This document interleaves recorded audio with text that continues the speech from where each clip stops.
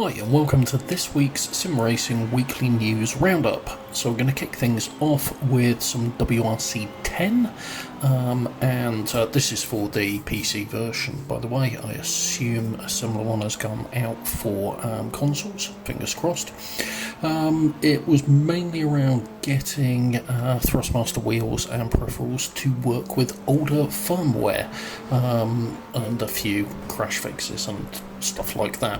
Annoyingly, from my point of view, still no fix for my handbrake, so hopefully that one will be coming soon. But yeah, that's WRC 10 kicking things off. We then have Automobilista 2 has reached version 1.2.3.1, so this is really just a hot patch off the back of the recent big update that brought the two Corvette C3s. So it's tweaking the damage model of those two cars, fixing a few bits in the UI and HUD and physics, AI, etc. As always, links to all of this down below, so go take a look in there. We've then also on Automobilista 2 related news got some news of the September patch and what's going to be included in that. So what we do know is we're getting a new car for the vintage touring car class, which is the BMW 2002 Turbo, which is great news because that's a wonderful car. There's going to be some AI tweaks and they are hoping on working to get some UI updates going on there as well. There's also news that Monza is going to be coming, and in quite a ridiculous number of guises based on the info over at Racers forums.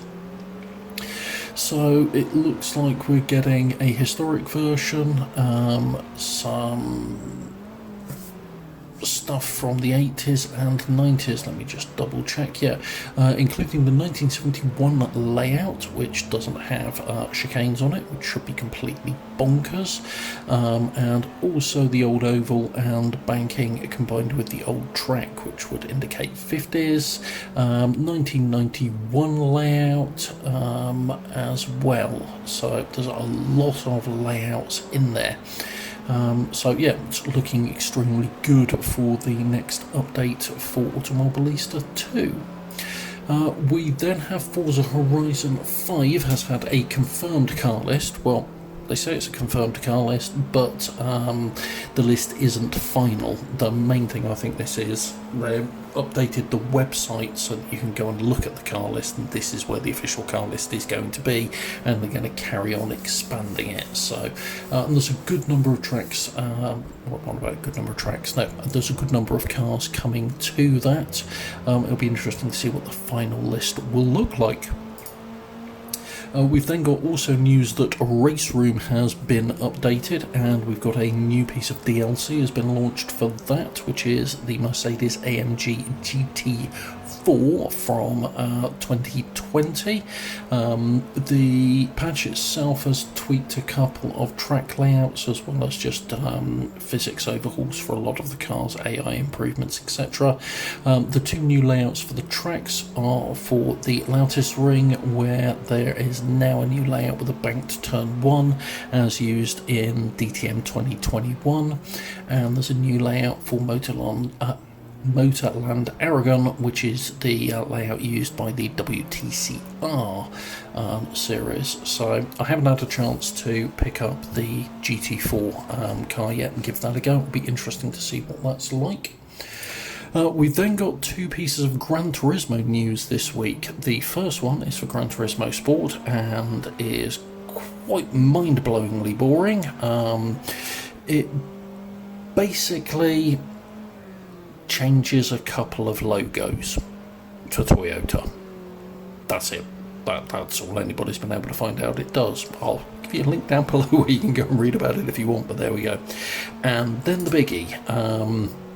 We have a release date for Gran Turismo 7, and that release date is March the 4th, 2022, as well as a load of new stuff. There's a new trailer coming, details on tracks, which look to be around about just under 100 layouts.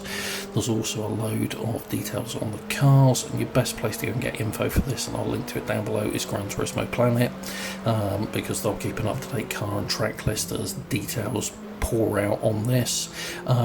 So do go and have a look at that. Go and have a look at the trailer, because there's some really heavy nostalgia vibes coming off of that, where they've recreated parts of the intros for GT1 through to 4, so some really good stuff on that.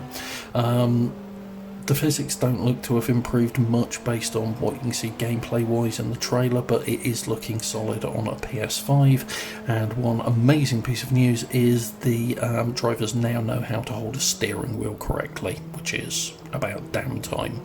And then rounding things off with what you've been watching. So this is GT Legends, which I've been playing around with a little bit. It's a very, very, very old title, but there is a mod to pick up for this one. Well, actually, if you go over to the race department, there's a shed load of mods for GT Legends, both cars and tracks and skins.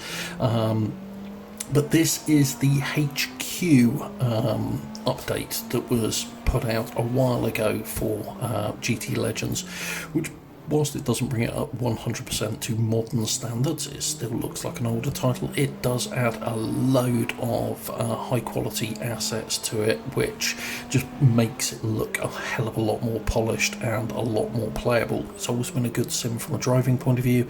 This just brings the graphics up to par with what you'd at least expect to not look terrible these days. And I would strongly recommend, if you have a PC, and even if it's a bit of a potato, that if you've not done so, go and buy a copy of GT Legends and go and pick up this patch and install it, because it's great fun.